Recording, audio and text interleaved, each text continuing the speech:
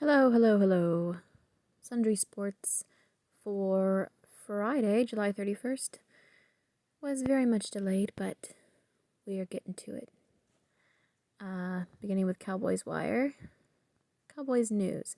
Breaking down Kellen Moore, trading Tank away to a Super Bowl? SB? Okay, this looks new. We'll click on that. Despite a new coaching staff, an abundance of fresh faces on the roster, and a shortened training camp and preseason, you mean completely obliterated preseason, the Cowboys still have solid ground to build upon in 2020, especially on offense. Kellen Moore passed the test of his first year as offensive coordinator, but there is certainly room to improve in year 2 with the talent on that side of the ball. As training camp ramps up in the next few weeks, there are a couple of positions to keep an eye on. Cornerback Maurice Kennedy has already opted out of the upcoming season, but there are a number of young defensive backs competing for one of the final cornerback spots, including special teams ace C.J. Goodwin.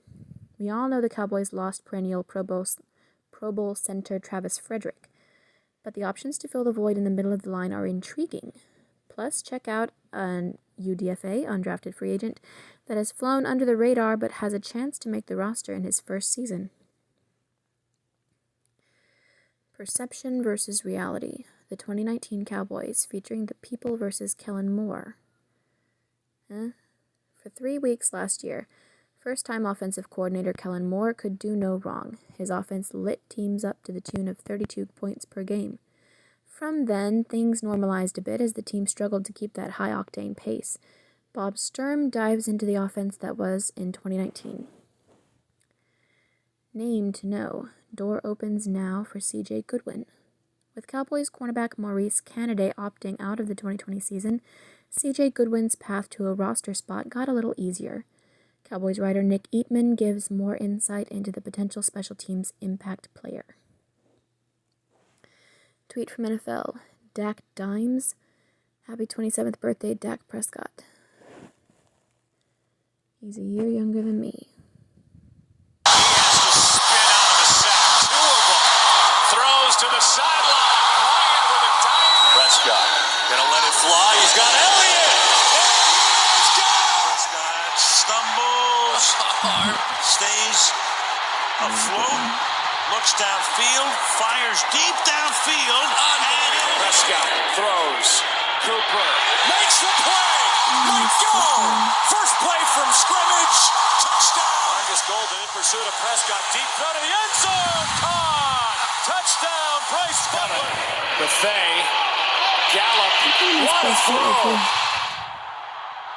This one downfield. Pass caught. Touchdown. Des Bryant. Floats it for Cooper. Hits him in stride. Cooper stays in bounds for the touchdown. Wow.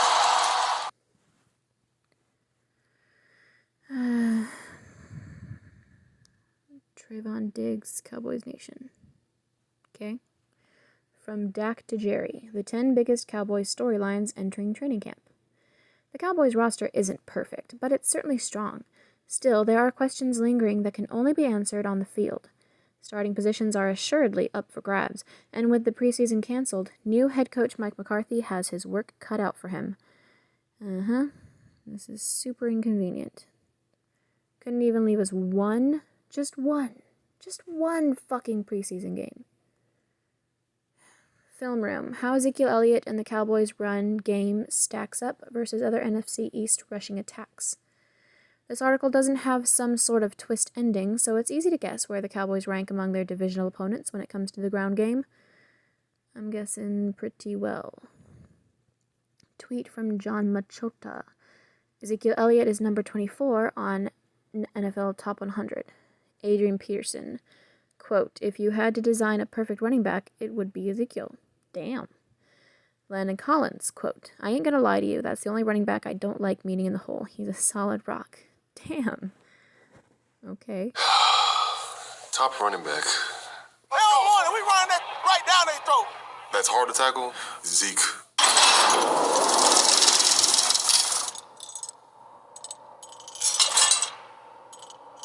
When I seen it, and I'm just like, man, like, this guy's built like your perfect running back. If you had to design a running back, it would be Ezekiel.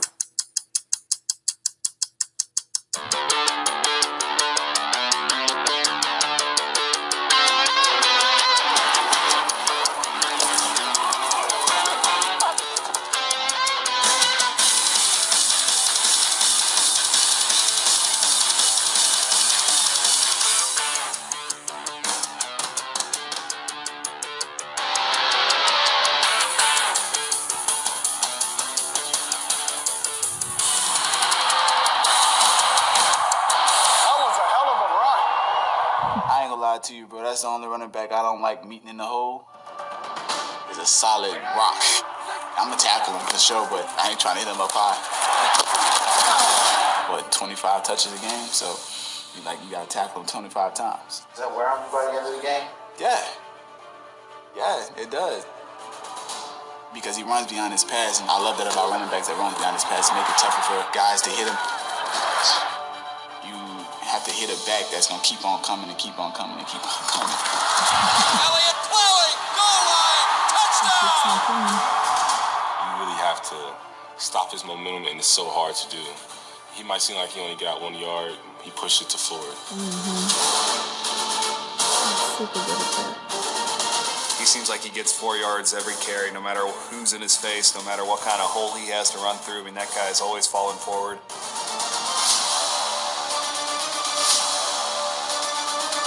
Can catch it out of the backfield and can take it the distance, too. I mean, he's got it all. A tough customer.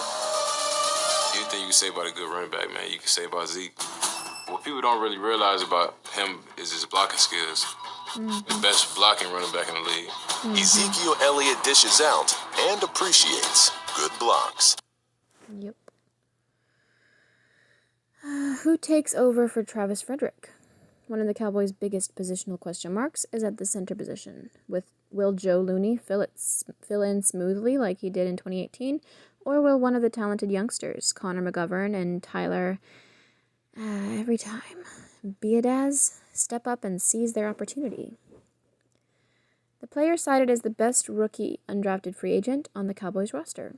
The Dallas Cowboys had one of the most talented draft classes and undrafted free agent classes of any team this year. Many people have raved about linebacker Francis Bernard and defensive end Rondell Carter, but continue reading to see why defensive end Ladarius Hamilton could be the best of the bunch.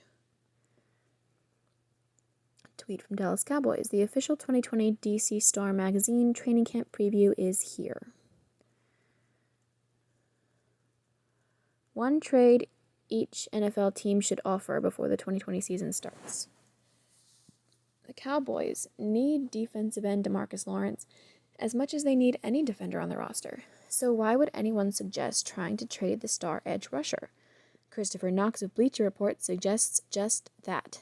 Fuck you. Follow the link for his reasoning.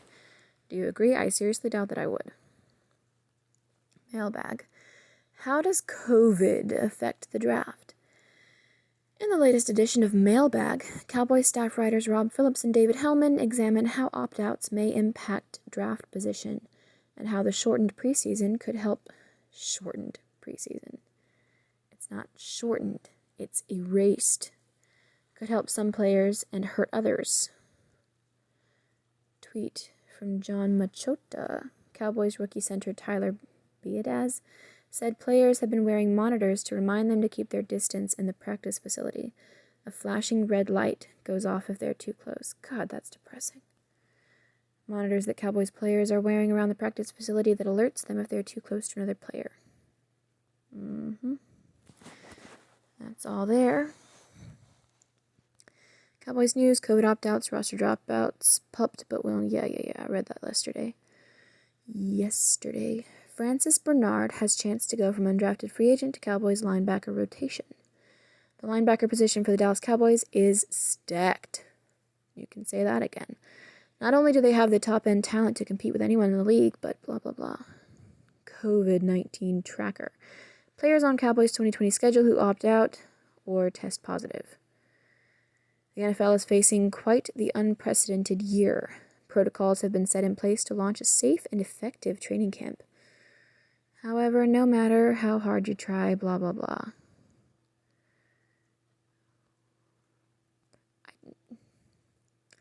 I mean, even testing positive doesn't mean that's the end of their season. Bass Pro Shops, your adventure starts here.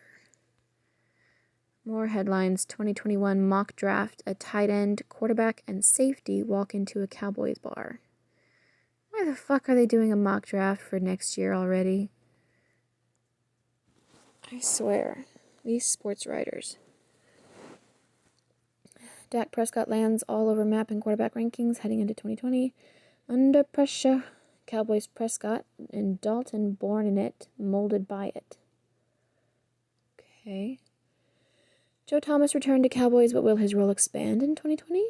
Cowboys Rook Tyler Badass speaks on concrete message camp safety injury.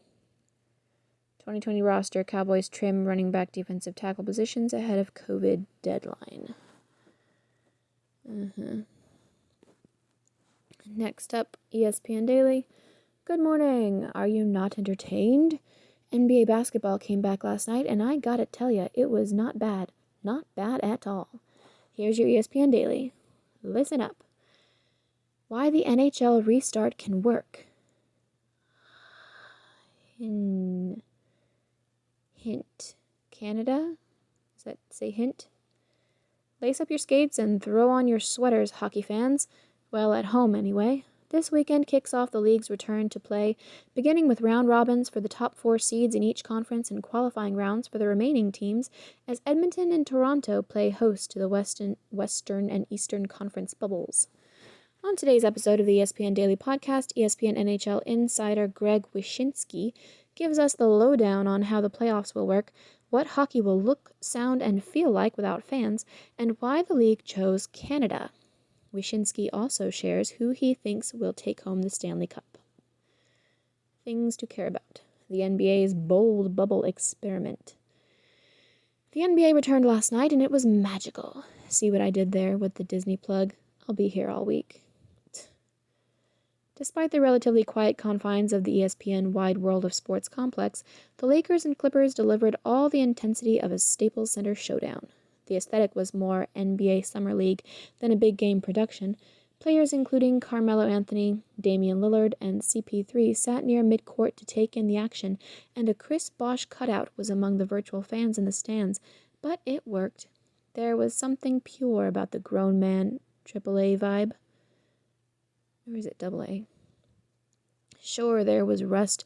However, LeBron James, Anthony Davis, Kawhi Leonard, and something George, I don't know basketball, served as a reminder that even rusty superstars propel the NBA product. Prior to that, Zion Williamson proved why conspiracy theorists believe the league expanded the bubble to 22 teams just so the Pelicans and the Wunderkind could have a chance at the postseason. Zion saw limited minutes in the Pelicans' loss to the Jazz, but he certainly made the most of them. There were also the powerful pregame messages. Before the virtual American flags began to ripple and the first notes of the Star-Spangled Banner rang out, Jazz and Pelicans players and coaches were already getting down on one knee. Fuck you guys. Every single fucking one of you. Go to fucking hell. Figuratively. The 3-game referees knelt too. Oh my goodness. So much virtue. Lakers and Clippers players and coaches followed suit hours later. Although the playing and viewing experience is undoubtedly going to take some getting used to, I couldn't be more hyped to run it back when the Celtics, Bucks, and Rockets, Mavs, 6:30 and something, 9 o'clock, 9:30 p.m. Eastern Time ESPN, games go down tonight. In the meantime, here are our NBA experts' reaction to the first night of restart action. When the fans are away, the mascots will play. Here's the thing about mascots. They're born entertainers. They hail from the school of love the crowd and it will love you back, which is also the motto I adhere to when performing karaoke, but I digress. So what's a mascot to do in a season in which there are no fans to entertain with their in-game antics? Funny you should ask. We took a look around MLB to see how the big lovables are persevering. Hint, no pants, no problems. Okay. Weekend binge reads. LeBron, the Lakers, and a year unlike any other. How did they get here? The second year of the union between the Los Angeles Lakers and LeBron James has been anything but business as usual. The season started with confusion and uncertainty as the team was confined to a makeshift bubble in Shanghai, and now has culminated in a bubble in Orlando, Florida. It was interesting, a team source said. They were in a bubble. They started the season in a bubble, and they're going to end it in a bubble. Over a 9-month span, the Lakers were mired in an international situation, dealt with daily life, death, and a panic. They were on the road in New York City the day of former NBA Commissioner David Stern's memorial at Radio City Music Hall. They had to figure out as a franchise how to carry on after the unexpected death of Kobe Bryant. And as the season came to a halt in March, the Lakers were coming off a weekend in which they beat both the presumptive Eastern and Western Conference favorites in the Milwaukee Bucks and LA Clippers. Dave McMenamin examines how, after a failure to launch in the first year with LeBron, the Lakers rode a roller coaster season to the top of the Western Conference as one of the title favorites in year 2. Christian Pulisic exclusive. To say it's been quite a year for Christian Pulisic would be an immense understatement. The 21-year-old winger was thrust into the spotlight and met with sky-high expectations ever since making a £57.6 million move to Chelsea last summer. Now, after a tumultuous debut season in West London, he is on the brink of marking his first season in England with a major trophy, as the Blues face Arsenal in the FA Football Association Cup Final, Saturday, 12:30 p.m. Eastern Time, ESPN+. We talked to Pulisic about how his family helps him escape the pressure and scrutiny that comes with being an American soccer player in the Premier League, how he's adjusting to life in England, how he turned his season around, and the anticipation of his big day at Wembley. Things to watch. LeBron secures win for Lake Show.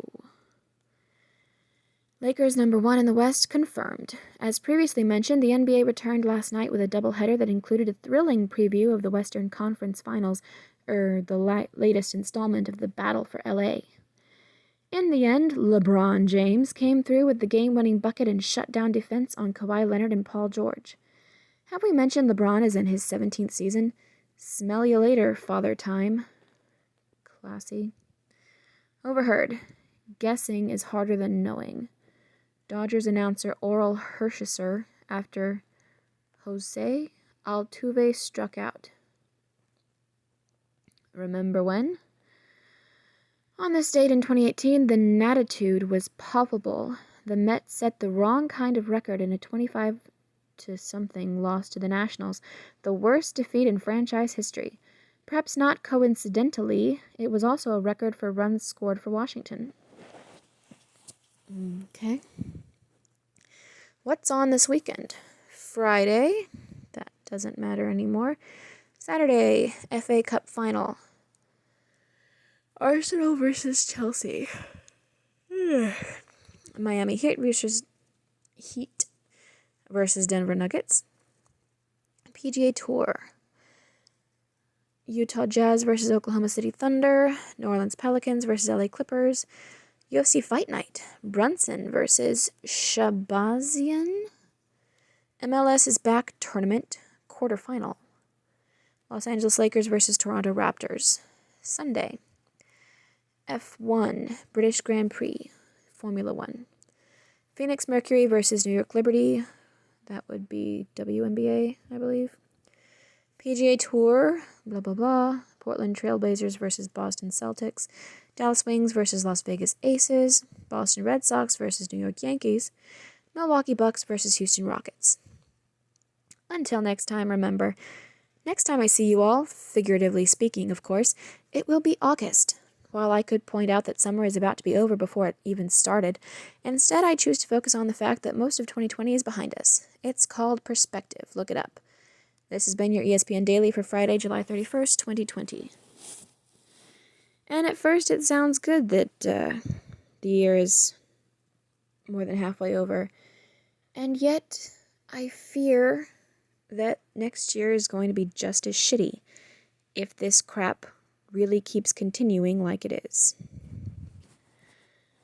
That's all for the ESPN Daily.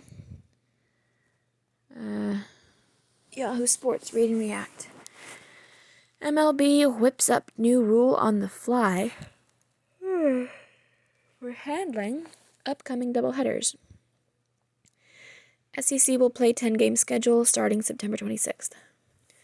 Report on Iowa's football program is damning. NCAA will allow social justice messages on uniforms. Could there be competition for Madden on the NFL video game front? Great, more video games to talk about. Meet the new NBA. Absolutely nothing like the old NBA. Seriously, this is what this is about. By Jay Busby. Morning, folks. Hey, who else is an Elvis fan? 64 years ago, on September 9th, 1956, Elvis Presley appeared on The Ed Sullivan Show for the first time. Though youngsters of the time shrieked over his performance, the King's hip gyrations, which look positively quaint now, were deemed so obscene that he was only shown from the waist up in future performances. A few decades later, those shrieking kids grew up to be parents, horrified as my generation reveled in the lascivious lyrics of Van Halen. Sing it with me, reach down between my legs, ease the seat back. And the perceived blasphemy of Madonna writhing beneath a cross. And now that my generation has become parents, we are tutting the foul mouths and too enticing outfits of Nicki Minaj and Cardi B. I'm all for a little rebelliousness, the thinking goes, but that is just too far. It's a tale as old as time. Every generation goes from breaking the rules of their elders to wondering why the youngsters below them can't just behave. That general divide came to mind Thursday night watching the NBA's return to the court after a 4-month panic-induced layoff. The games themselves were as much of a rush as ever. LeBron James's first points came on an emphatic drive and jam against the Clippers. Rudy Gobert, the same player whose positive test in March was the first domino in an eventual total shutdown of sports, scored both the first and final points in Utah's last-second win over New Orleans. Oh, but the coronavirus is so bad. What on earth is going to be its lasting effects on us? Apparently,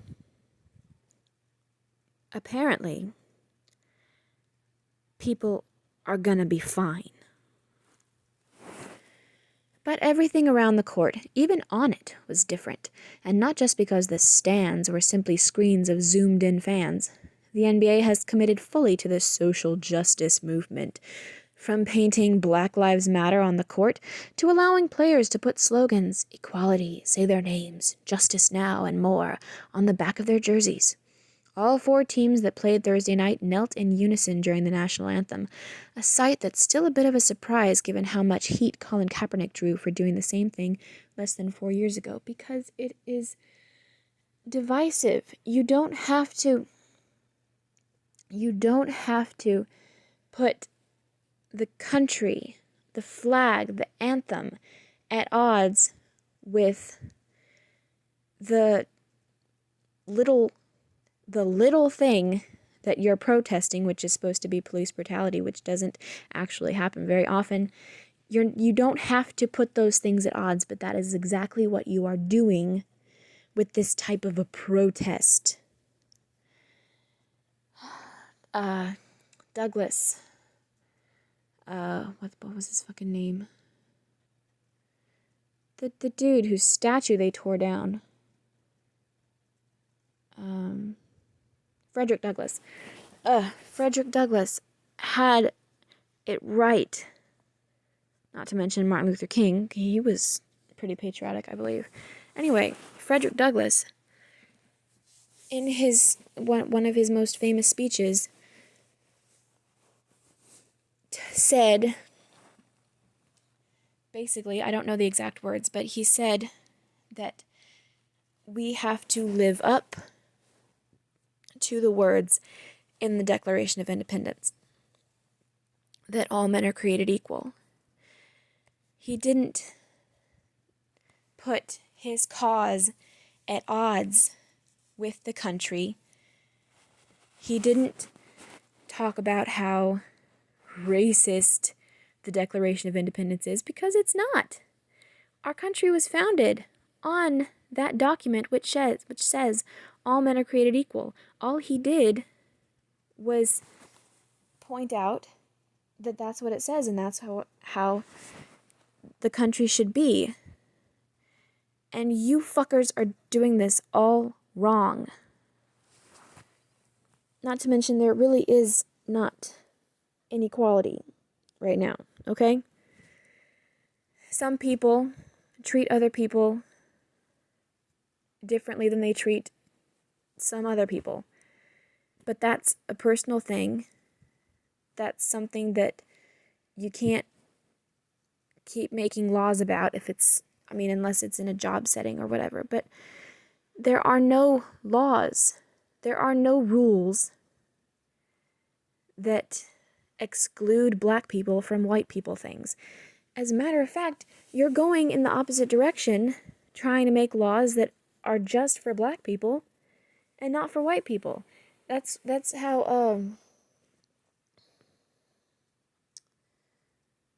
I can never remember this fucking term whenever I want to.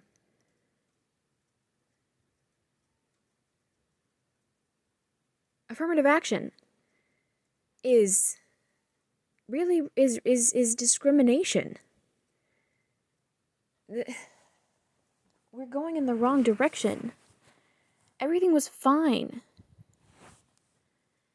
Laws-wise, rules-wise. This is just not the right way to do things.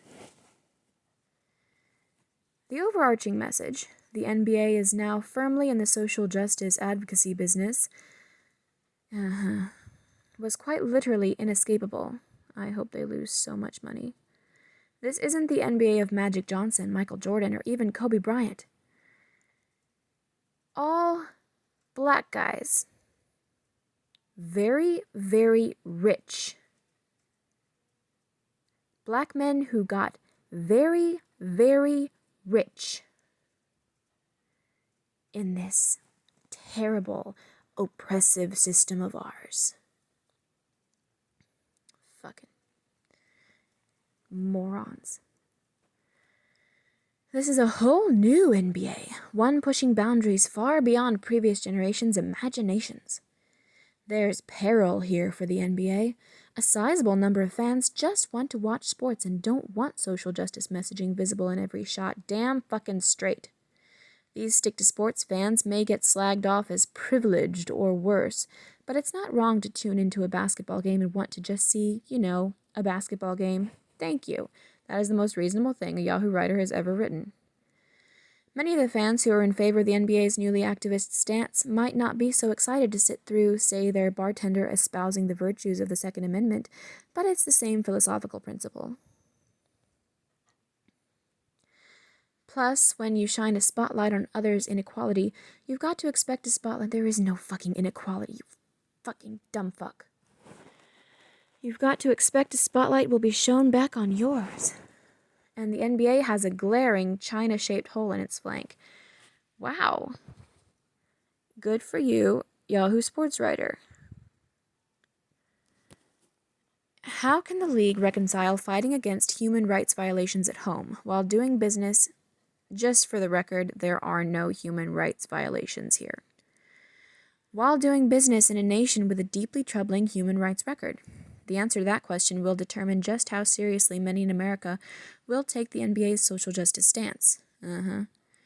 There will be pushback both from longtime fans and from opportunistic hot take merchants looking for easy way to whip up outrage. How dedicated are the NBA's players to this new reality? How much heat are they willing to take? That's the key question, isn't it? Yeah, why are they're so willing to lose money here over this shit, but they're not willing to lose any of China's money?